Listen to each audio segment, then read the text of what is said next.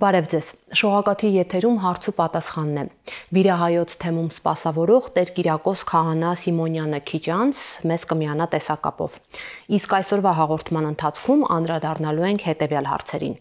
Շքամուտքերում ինչու են լույս վառում, երբ մարդ է մահանում, հոգևորականից բացի օրհնություն ով կարող է տալ, ինչպես հաղթահարել բարկության մեղքը, ինչպես պաշտպանվել չար աչքից, ինչ է ծուխը կամ ծխական համայնքը, եկեղեցասերը հավատքի կյանքով կարող է չապրել։ Օրհնեցեք Տեր այր։ Աստված օրհնի, անչափ ուրախ եմ այս հնարավորության համար, կփորձեմ հնարավորինս պատասխանել մեր ժողովրդի ուղղած հարցերին։ Հաղորդումը սկսենք Լուսինեի հարցով։ Սեփական տան կամ բազմաբնակարան շենքերի շքամուտքերում ինչու են լույս վառում, երբ մարդ է մահանում։ Խնդրեմ։ Ուրեմն առհասարակ այս հարցին, այս երևույթին բազմիցս հանդիպում ենք, երբ արարողության ընթացքին երբեմն ժողովրդի կողմից հնչում է այս հարցը՝ լույս վառել, վառ թողնել եւ այլն, եւ տեսնում ենք ժողովուրդը բավականին հեռացած է մեր ճշմարիտ ավանդական հավատքից, մոտեցումից, որովհետեւ այս երևույթը կապում են շատ մարդու հոգու հետ։ Բայց իրականության մեջ ի սկզբանե եղել է հետեւյալը, մանավանդ այս հավատքի ծանր տարիներին, երբ հավատքը գրեթե անտեսված էր, մարդիկ ցույց տալու համար մեկը մյուսին, իր հարազատներին, իր շրջապատին, որ սքի մեջ են, լույսը վառ էին թողնում։ Սա խորհրդանիշն էր, որ մարդիկ իմանան, որ այս ընտանիքում կորուստ կա, սուգ է։ Եվ հետևաբար այս երևույթը շարունակվեց եւ հասավ մեր օրեր։ Մի փոքր փոփոխված, մի փոքր շեղված հիմնական առանցքից, բայց երկրորդ նաև իմաստը ունի, որ մենք ցույց ենք տալիս մեր հարևաններին, մեր շրջապատին, որ մենք սքի մեջ ենք, զգաստ լինեն, այսինքն հանկարծ մեր սուգը չխանգարեն։ Բայց եւ այնպես ելնելով այս իրավիճակից պիտի նշենք, որ անկախ ամեն ինչից մեր սուգը կիսողը մեր կողքն է, եթե մեր սուգը գնահատում ու հասկանում է մեր հարազատը, հետեւաբար կլինի պարկեշտ իր կյանքի ընթացքում, իր այս գոնե 40 օրվա ընթացքում, քանի որ հասկանում ու գիտակցում են, որ իր հարազատը սուգի մեջ է։ Հետևաբար ավելորդություն թույլ տալ, ջոխություն թույլ տալ, սա եկեղեցին չի գնահատում եւ հավատքի տեսանկյունից շատ սխալ է։ Այսինքն լույսը վառելու իմաստը, նշանակությունը այս է, որ մենք ցույց տանք սքի մեջ ենք, բայց այս ամենի հետ մեկտեղ պիտի գիտակցենք, ով հասկանում, ըմբռնում է մեր սուգը, ով ապրում է մեր կորստով, մեր կողքն է եւ մեր հետ կիսում եւ անցնում այս տխրության օրերը, ուշ տալով, եռանդ տալով, կյանքի հույս տալով մեզ։ Մերին հետաքրքրում է միայն հոգևորականը կարող է օրհնություն բաշխել, թե հավատացյալները նույնպես միմյանց կարող են ասել Աստված օրհնի։ Ուրեմն տեսեք, առհասարակ Սուրբ գրքի մեջ, երբ մենք ընթերցում ենք, մանավանդ 5 կտակարանի մեջ, թվեր գրքի մեջ, թվոց գրքի մեջ 6-րդ գլխում մի կարևոր կոչ է անում Աստված Մովսես մարգարեի միջոցով, որ կոչով Ահարոնը ստացավ քահանայության պատիվը, շնորհը, որ պիտի հովվեր եւ ժողովրդին լիներ որպես հոգևոր պատասխանատու եւ աղոթող եւ երբեմն հարցերի խնդիրների դեպքում Աստծո հետ խոսող, որպես միջնորդ ժողովրդի եւ Աստծո միջև։ Եվ այս ամբողջ ընթացքում հիմնական կապը, ինչպես գիտենք, Աստված հաստատեց Մովսես մարգարեի հետ եւ Մովսես մարգարեի միջոցով սկսեց փոխանցել իր իսկ ճշմարիտ խոսքը եւ ճշմարիտ ճանապարհը։ Եվ այս ամենի հետ մեկտեղ Աստված հրահանգում է ասելով Թվոց գրքի 6-րդ գլխի 22-րդ համարում, եթե լսողները ունեն առիթ հնարավորություն Սուրբ Գիրքը բացելու, այստեղ ասում է Տերը խոսեց Մովսեսի հետ եւ ասաց. Խոսիր Ահարոնի եւ նրա որդիների հետ ու ասա. Ահարոնն ու իր որդիները քահանայության պատիվը ունեին եւ Աստծո կողմից հրաման էին ստացել, որ պիտի ժողովրդի հոգևոր պատասխանատուն լինեն։ Այսպես կօրհնես իմ ժողովրդին եւ իմ օրհնությունը կդնես նրանց վրա, ասելով. Տերն օրհնի քեզ ու պահպանի քեզ, իր երեսը ցույց տա քեզ ու ողորմի քեզ, Տերն իր երեսը դեպի քեզ դարձնի եւ քեզ խաղաղություն պարգևի։ Սա հստակ կոչ էր, որ առանձնահատուկ կերպով փոխանցվեց Ահարոնին որպես քահանա եւ իր սերնդին, որ քահանայագործելու էին սերնդաբանորեն։ Եվ այս ընթացքում կարծես թե միակ այս շնորհը եւ կարողությունը եղավ քահանային։ Եվ առհասարակ այսօր մեր օրերում տեսնում ենք, որ երբեմն մարդիկ իրար օրհնություն են բաշխում։ Ինչու՞ չէ, օրինակ տեղեր կան, երբ ընտանիքի հայրը օրհնում է նույնիսկ սեղանը, երբ ճաշից առաջ նստում են ճաշելու եւ օրհնությամբ աղոթքով։ Սա խրախուսելի է միանշանակ, որ մարդիկ հոգեվոր ապրում ունեն, հոգեվոր աղոթքով են սկսում իրենց այսպես ասած ընթրիքը, բայց միևնույն ժամանակ օրհնելու իրավունքը միայն տրված է քահանային ըստ Սուրբ գրքի, եւ այս Սուրբ գրքի կոչը որպես քրիստոնյա մենք երբևէ անտեսելու իրավունք չունենք։ Իսկ Պողոս առաքյալը շարունակելով այս աղոթելու, օրհնելու ընթացքը շարունակում է ասելով իր նամակներում հետևյալն է կոչում, ասում է սիրեցեք միմյանց, իրար համար աղոթք արեք, հոգատար եղեք եւ հանուն Քրիստոսի ապրեք։ Այսինքն Պողոս առաքյալը կոչում է, եթե մենք սիրով ենք իրար հետ, եթե մենք մեկս մյուսին հարգում ենք, ուրեմն արդեն օրհնություն է։ Եվ շատ անգամ տեսնում ենք, թե ինչպես են տարեց մարդիկ, տատիկները կամ պապիկները մեր ճանապարհը օրհնում, ասելով, որ թող Աստված օրհնի քո ճանապարհը, քո ընթացքը, սա պարզապես որպես կյանքի մեծ երկար ճանապարհ անցած մեկը մեզ որպես խորհուրդ եւ որպես հայրական կամ մայրական սեր օրհնում է, բայց միանշանակ օրհնությունը միայն ու միայն վերապահված է քահանային, ըստ Ահարոնի քահանայական կոչման։ Գոհար Ենոքյանը խորհուրդ է հայցում քահանայից,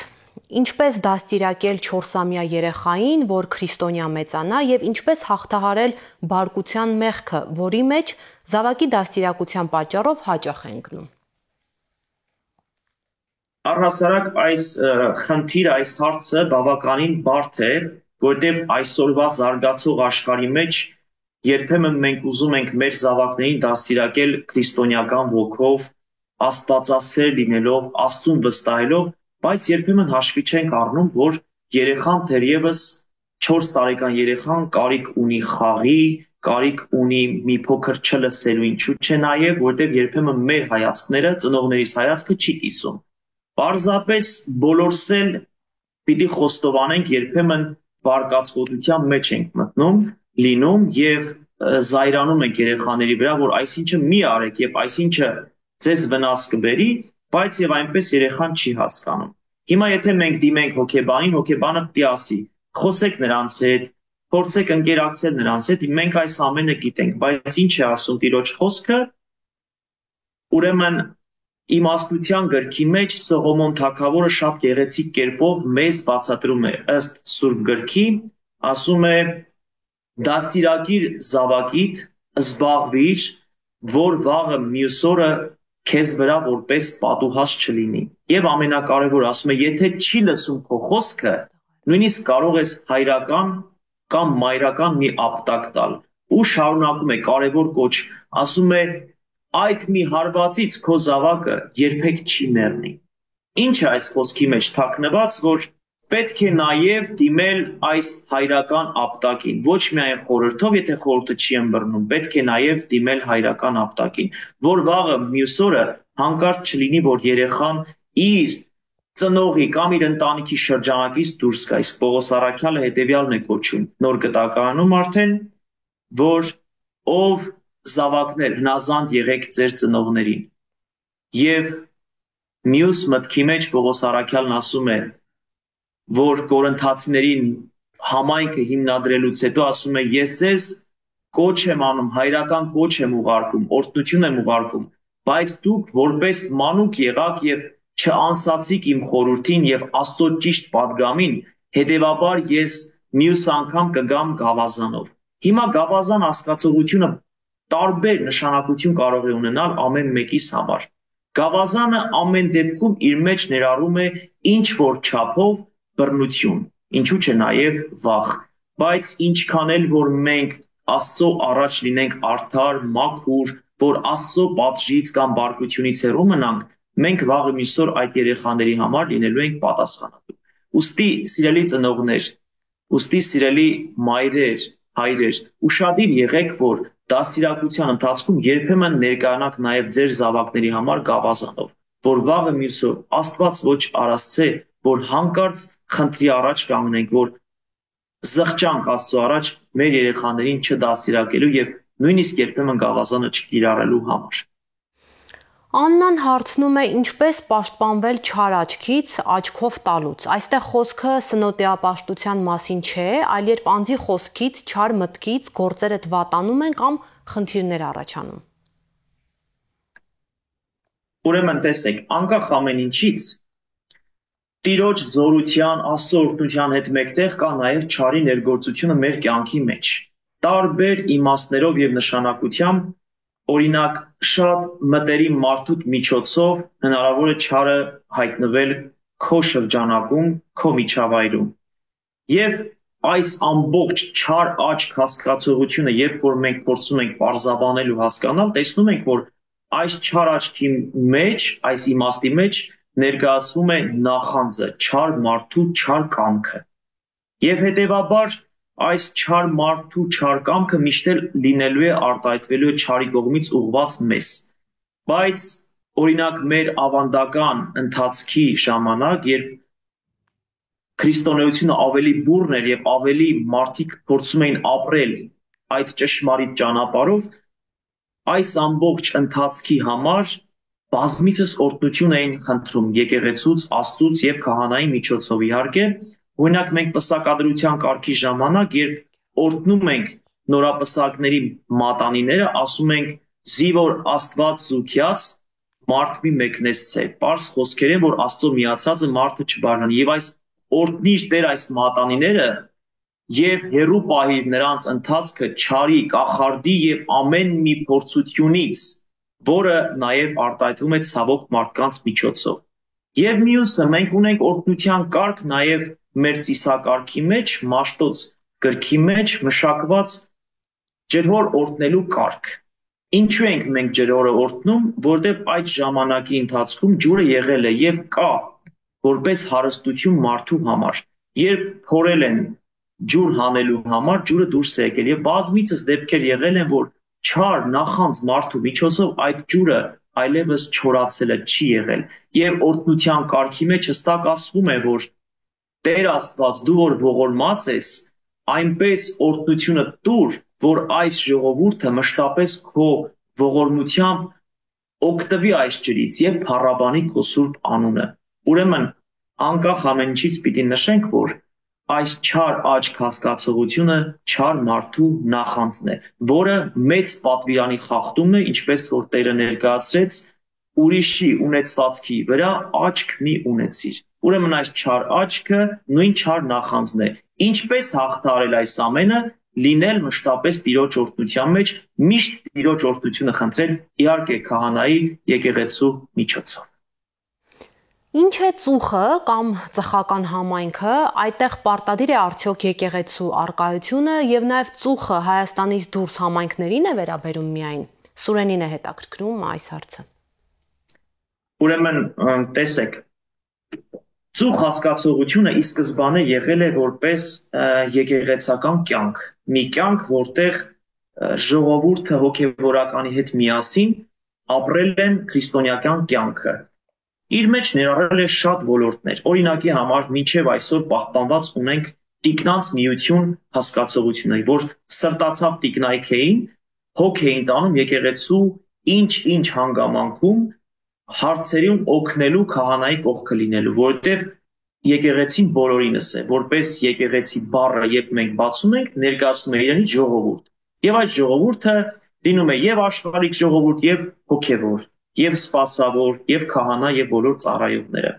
Եվ Պողոս առաքյալի խոսքով ասում է Տիրոջ եկեղեցին նման է մի մարդու, որ տարբեր անդամներ ունի եւ տարբեր մարմնի մասերը ինչ որ մի գործ է կատարում, բայց միևնույն է նրանց հիմքը մարմինն է եւ բոլորը ծառայում են մարմնին։ Այսինքն եկեղեցին իր խորքի մեջ ներկայանում է որպես մի ընդհանրական մարմին եւ մեր անդամները պիտի ծառայեն այդ նույն նպատակին։ Եվ հետեւաբար այս ծուխը ի սկզբանե հաստատվելով, լինելով եկեղեցու կարիքի, եկեղեցու փառքի համար շարունակվում է նաև մեր օրերում եւ Հայաստանում եւ Հայաստանի սահմաններից դուրս։ Բայց օրինակի համար այսօր շատ երկրներում, եվրոպական երկրներում մանավանդ, այս ծուխը կարծես թե աշխարհիկ ժողովրդին, որոնք իրենցից ներկայացնում են ինչ որ մի կարևոր իրադարձություն կամ ինչ որ մի ակնկալիք ունեն եկեղեցու նկատմամբ, հոգևոր կյանքի նկատմամբ, իրենք իրենց աշխարհիկ կյանքի հետ մեկտեղ նաև հոգ են տանում եկեղեցու բարօրության համար։ Ուրեմն նվիրվելով ընտրում են որպես ատենապետ եւ որը ներկայացնում է ամեն ինչով ապահովում է եւ քահանայի կյանքը, ծառայությունը եւ եկեղեցու բնականon գործունեությունը։ Եվ այս ամբողջ ընթացքում շատ կարևորում են, որ եւ աշխարհիկ անձը եւ հոգեվորականը միասին, միահամուռ ուժով պայքարեն, որ եկեղեցին միշտ փառքի մեջ լինի եւ Տիրոջ անունը փառավորվի, տարբեր գործունեություն ծավալելով։ Ուստի սա եւս կարևոր է, երբ աշխարհիկ մարդը լիարժեք ընդգրկվում է եկեղեցու ծառայության գործունեության հետ, քանի որ եկեղեցին միայն հոգեվորականինը չէ, եկեղեցին մերն է, Քրիստոսի զավակներինն է։ Եկեղեցասերը կարող է հավատքի կյանքով չապրել։ Այսօրվա հաղորդման վերջին հարցն է, խնդրեմ։ Առհասարակ եկեղեցին Քրիստոսի մարմինն է։ Հենց մենք մկրտության խորհրդի ժամանակ մկրտության բանաձևի մեջ ասվում է ծառա Աստուծո եկյալ երեխայոթենեի մկրտություն եւ լինի տաճար Աստուծո, այսինքն երախայությունից գալիս ենք մկրտության եւ դառնում ենք Տիրոջ տաճար, այսինքն Տիրոջ հոգին ընդունում ենք մեր մեջ։ Սա շատ կարևոր մի փաստ է, որ պիտի նշենք։ Ուրեմն եկեղեցասեր լինելը նշանակում է եկեղեցու Քրիստոսի ճշմարիտ հավատքով ապրել։ Բայց իրարից տարբերել եկեղեցասեր լինել եւ հավատքով լինել ես չեմ տարբերում, որովհետեւ եթե մենք հավատքով ենք, ուրեմն եկեղեցասեր ենք։ Եթե մենք հասկանում ենք, թե եկեղեցին ինչ նշանակություն ու արժեք ունի մեզ համար։ Եվ առհասարակ, երբ մենք փորձենք բեկանել իրարից եկեղեցասեր լինելը եւ հավատացյալ լինելը, մենք չենք կարող։ Եթե մարդու մեջ եղավ մի իրավիճակ, երբ մարդը ինչ պայմաններից ելնելով գնաց Աստծո տաճար, ինչ որ մի կարիք ունի, Տիրոջ ինչ որ մի խնդրանք ունի ուղղելու, եւ եթե պիտի ձանձրանա, ուրեմն ինքը հավատք չունի, թերևս իր հավատքը շատ պակաս է։ Եթե հավատքը պակաս է, ուրեմն մարդը Տիրոջ տան մեջ ձեր ներկայացված ճակերտավոր եկեղեցասեր լինել երկար չի կարող, որովհետեւ մի գեղեցիկ օր գալու է, որ հիասթափվի թե հոգեվորականից, եւ թե եկեղեցու գործունեությունից, եւ թե ինչու՞ չէ նաեւ երբեմն հանդիպող թերություններից պիտի թողնի ու հեռանա։ Ցավոք, որը այսօր մեր օրերում շատ հանդիպում ենք։ Եվ հետեւաբար պատասխանելով այս հարցին, կարևոր հարցին, նշեմ, որ երբևէ պետք չի առանձնացնել։ Եթե մենք եկեղեցասեր ենք, ուրեմն մենք ունենք հավատք, մենք ունենք ակնկալիք եւ մենք ճիշտ ենք հասկանում, թե ինչ նշանակություն ունի մեզ համար Տիրոջ սուրբ տաճարը եւ ինչ նշանակություն ունի մեզ համար եկեղեցու կարիքները հոգալը, ամեն մեկս մեր պատկերացումով եւ մեր հնարավորության չափով։ Ուստի ես այս հարցը, այս եկեղեցասեր եւ հավատքով լինելը իրարից չեմ առանձնացնում, որովհետեւ եթե մեկը բաժանենք մյուսից, մեր հավատքը մի օր կնվազի եւ մենք այլևս եկեղեցում ոչ կլինենք եկեղեցասեր եւ ոչ էլ կլինենք հավատքով։ Ուստի իմ կոչն է, որ լինենք հավատքով եկեղեցասեր։ Եկեղեցու մեջ լինելով արդեն իսկ մենք օրհնություն ենք ստանում եւ շարունակում ենք մեր բարի ծառայությունը նաեւ մեր սրբության համար։ Շնորհակալ եմ Տեր Այր տեսակապի մեր օգտատերերի հարցերին պատասխանելու համար։ Ես եմ շնորհակալ, Ների ջան, անչափ շնորհակալ եմ, որ մեր ժողովուրդը այսքան հետաքրքրվում է հոգեվոր իրավիճակով եւ երբեմն նույնիսկ շատ անգամ փորձում է հասկանալ մեր հավատքը։ Շնորհակալություն եմ հայտնում ձեզ այս գեղեցիկ լավ առիթի համար։ Աստված օրհնի եւ պահապան լինի ձեզ։ Շնորհակալ եմ Տեր Այր։ Տեր Կիրակոս քահանա Սիմոնյանն էր Թբիլիսիից տեսակապով միացել մեզ։ Իսկ ես կսպասեմ ձեր հարցերին, հաջողություն։